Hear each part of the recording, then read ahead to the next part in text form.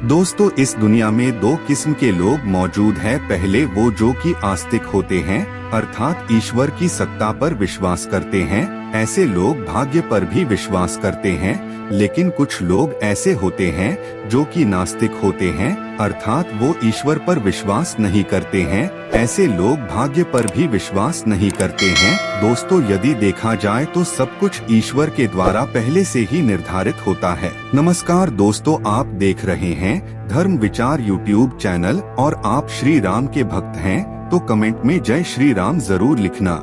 जब बच्चा धरती पर जन्म लेता है तो उसके जन्म से पूर्व ही उसके भाग्य का निर्धारण ईश्वर द्वारा कर दिया जाता है। ऐसे में कुछ लोग ये कहेंगे कि जब सब कुछ हमारे भाग्य में पहले से ही निर्धारित है तो हमें कर्म करने की क्या आवश्यकता है। तो दोस्तों, मैं आपको बता दूं कि कर्म करना बहुत जरूरी है, क्योंकि जो हम कर्म करते हैं इसी कर्म के आधार पर हमारा अगला जन्म निर्धारित होता है। आज हम इसी के बारे में आपको विस्तार से जानकारी देंगे। दोस्तों, आपने श्री कृष्णा धारावाहिक जरूर देखा होगा।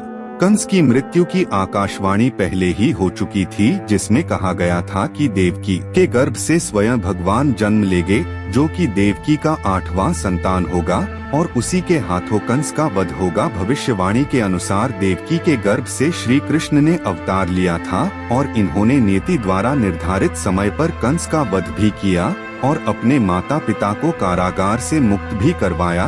तो दोस्तों, यह सब कुछ पहले से ही निर्धारित था। दोस्तों, जो भी मनुष्य इस धरती पर जन्म लेता है उसका भाग्य सब कुछ विधाता द्वारा पहले से निर्धारित कर दिया जाता है। जैसे कि शिशु का जन्म कब, कहाँ तथा कैसे होगा, उसके जीवन में क्या क्या घटनाएं घटित होगी, उसका विवाह कब, कहाँ तथा कैसे होगा और किससे होगा, बच्चा अपने जीवन में कितना कमाएगा और कितनी प्रॉपर्टी बनाएगा, बच्चे की मृत्यु कब, कहाँ तथा कैसे होगी, ये सब कुछ पहले से ही निर्धारित होता है। दोस्तों, एक बार जो विधाता ने लिख दिया वो चाहकर भी नहीं बदला जा सकता है। वो घटित होना ही होना है तथा इसे कोई नहीं रोक सकता है। दोस्तों, रामायण आपने देखा होगा। यह पहले से ही निश्चित था कि भगवान राम को 14 वर्ष का वनवास मिलेगा। इसका मुख्य कारण भगवान श्री राम के द्वारा रावण का वध होना निश्चित था। दोस्तों, एक बात का ध्यान रखिएगा कि आप अच्छे या बुरे जैसे भी कर्म करते हैं, इसी के आधार पर आपका अगला जन्म और भाग्य निर्धारित होता है।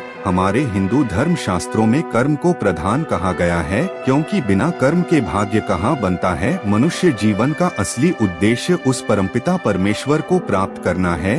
यदि आप उस परमेश्वर को प्राप्त कर लेते हैं तो आप 84 के चक्कर से मुक्त हो जाएंगे। साथ ही साथ आप हमेशा के लिए जन्म मरण के चक्कर से मुक्त हो जाएंगे। आपको दोबारा इस मृत्यु लोक में जन्म नहीं लेना पड़ेगा, क्योंकि आपकी आत्मा उस परमपिता परमेश्वर में विलीन हो जाएगी, जिससे आपको मुक्ति मिल जाएगी। इसीलिए हमें हमेशा अच्छे कर्म करने चाहिए। हमेशा हमें दूसरों का भला करना चाहिए। यदि आपके नजर में कोई गरीब है, दीनहीन है, तो उसकी हमें मदद करनी चाहिए। ब्राह्मण और साधुजनों का हमें आदर सत्कार करना चाहिए। हमेशा हमें ईश्वर की पूजा करनी चाहिए। उसका प्रतिदिन हमें सुमिरन करना चाहिए, जिससे ये हमारा मानव जीवन सफल हो सके। लेकिन एक बात ध्यान रखिएगा, यदि आप बुरे कर्म करते हैं, लोगों को सताते हैं या लोगों को आप परेशान कर रहे हैं तो आपको उसकी सजा इसी जन्म में भोगना पड़ेगा।